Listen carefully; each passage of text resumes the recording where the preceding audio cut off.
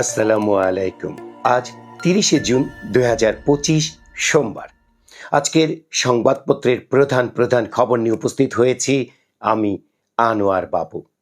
প্রথমেই প্রতিদিনের বাংলাদেশ। প্রতিদিনের বাংলাদেশের একটি সংবাদ হচ্ছে, জুলাই গণ অভ্যুত্থানের স্মরণে সরকার ঘোষিত ৩টি দিবসের মধ্যে নতুন বাংলাদেশ দিবস পালন করা হবে না। এছাড়া ১৬ই জুলাইকে শহীদ আবু সাইদ দিবসের বদলে জুলাই শহীদ দিবস নামকরণ করা হয়েছে। গতকাল রবিবার উপদেষ্টা পরিষদের বৈঠকে এসব সিদ্ধান্ত নেওয়া হয়েছে। গতকাল জাতীয় ঐক্যমত্য কমিশনের বৈঠকে দ্বিকক্ষ বিশিষ্ট সংসদ নিয়ে অধিকাংশ দল নীতিগতভাবে একমত হয়েছে। কিছু কিছু দল সামান্য কারণে আপত্তি জানিয়েছে বলে মন্তব্য করেছেন জাতীয় ঐক্যমত্য কমিশনের সহসভাপতি অধ্যাপক আলী রিয়াজ। সরকারের কঠোর বার্তায় এনবিআর সংস্কার ঐক্য পরিষদের আন্দোলন প্রত্যাহার।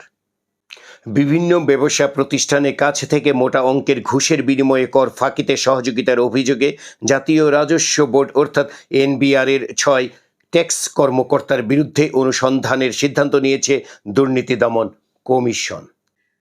ইসলামপন্থী দলগুলোর দাবিকে অবাস্তব বলছে বিএনপি। এই খবরের ভেতরে দেখা যাচ্ছে জামায়াত ইসলামী আন্দোলন সহ কয়েকটি ইসলামপন্থী রাজনৈতিক দল আনুপাতিক পদ্ধতিতে জাতীয় নির্বাচন দাবি করেছে। গত শনিবার রাজধানীর সোহরাওয়ার্দী উদ্যানে এক মহাসমাবেশ থেকে এ দাবি জানান ইসলামী আন্দোলন বাংলাদেশ। এর আগে একই দাবি জানায় জামায়াত। এছাড়াও গণ অধিকার পরিষদ, এনসিপি সহ কয়েকটি দল পিআর পদ্ধতিতে নির্বাচন চায়। তবে এ পদ্ধতিতে ঘোর আপত্তি দেশের বৃহত্তম দল বিএনপির। বাংলাদেশের প্রেক্ষাপটে এই পদ্ধতি অবাস্তব বলে মনে করছে দলটি। যারা পিআর পদ্ধতিতে নির্বাচন চায় তাদের অন্য উদ্দেশ্য আছে বলে মনে করছে দলটি। একই সঙ্গে আগামী জাতীয় সংসদ নির্বাচন পেছানোর পায় তারা বলেও মনে করছে। কুমিল্লার মুরাদনগরে ধর্ষণের ঘটনায় তোলপাড়, গ্রেপ্তার ৫।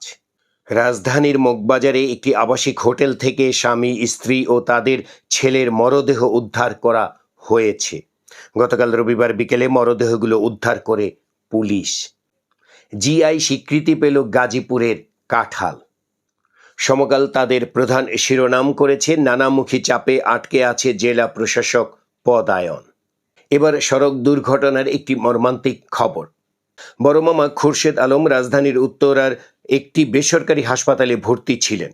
সেখানে গত শনিবার রাতে মারা যান তিনি। খবর পেয়ে খালাতো দুই ভাই নাইমুল হক এবং ফাহিম আহমেদ অমিত এবং তাদের ছোট মামা জাবেদ আলম খান ছুটে যান হাসপাতালে।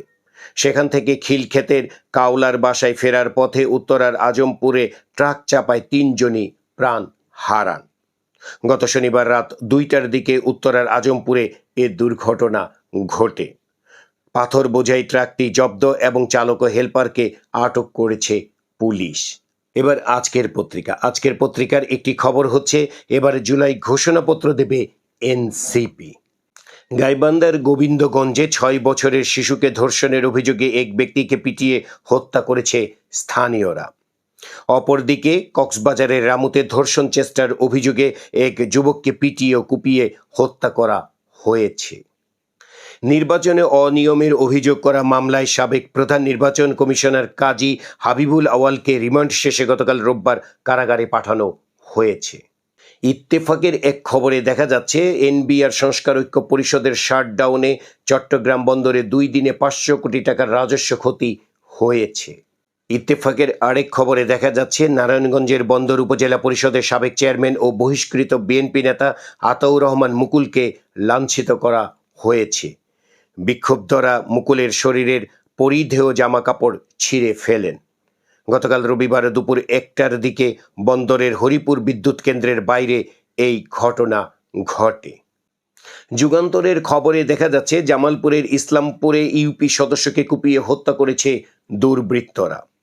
এছাড়া কুমিল্লার তিতাসে নির্মাণাধীন ভবন থেকে মোহাম্মদ মোস্তফা নামের এক রাজমিস্ত্রির হাত পা ও মুখ স্কচ টেপ দিয়ে পেঁচানোর লাশ উদ্ধার করেছে পুলিশ। ফেনী শহরে ট্রেনের ধাক্কায় সিএনজি অটোরিকশা যাত্রী মা ও ছেলের মৃত্যু হয়েছে। শনিবার রাতে শহরের গোডাউন কোয়ার্টার লেভেল ক্রসিং এলাকায় এই দুর্ঘটনা ঘটে। বগুড়ায় নিখোঁজের 3 দিন পরে ঢাকা বিশ্ববিদ্যালয়ের সাবেক শিক্ষার্থী রায়হান সৌমিকের লাশ উদ্ধার করেছে পুলিশ। রোববার সকালে শাহজাহানপুর উপজেলার মাঝিরার বি ব্লক বোট ক্লাবের লেক থেকে লাশটি উদ্ধার করা হয়। জালিয়াতির মাধ্যমে 49.68 কোটি টাকা আত্মসাতের অভিযোগে গতকাল এনআরবি গ্লোবাল ব্যাংকের সাবেক ব্যবস্থাপনা পরিচালক পিকে হালদার সহ 26 জনের বিরুদ্ধে মামলা করেছে দুর্নীতি দমন কমিশন। পুলিশ হেফাজতে কথিত বন্দুক যুদ্ধে ছাত্রদল নেতা মোহাম্মদ নুরুজ্জামান জনির মৃত্যুর ঘটনায় আন্তর্জাতিক অপরাধ ট্রাইব্যুনালে অভিযোগ করা হয়েছে। এতে আওয়ামী লীগ নেতা সাবের হোসেন চৌধুরী ও সাবেক ডিএমপি কমিশনার আসাদুজ্জামান মিয়া সহ 26 জনকে আসামি করা হয়েছে। এবার বিনোদনের খবরে দেখা যাচ্ছে গায়ক ও অভিনেতা রাহুল আনন্দের জন্মদিন আজ। ব্যাংকিং সেক্টরের খবরে দেখা যাচ্ছে মার্কেন্টাইল ব্যাংক পিএলসির প্রধান কার্যালয়ে প্রুফ অফ কনসেপ্ট কার্যক্রমের উদ্বোধন করেন ব্যবস্থাপনা পরিচালক মতিউল হাসান। এই ছিল আজকের সংবাদপত্রের প্রধান খবর। আমাদের এই ভিডিওটি যদি ভালো লাগে একটি লাইক দিন এবং অন্যদের দেখার জন্য বেশি বেশি করে শেয়ার করুন। আপনার মতামত জানাতে পারেন কমেন্ট বক্সে।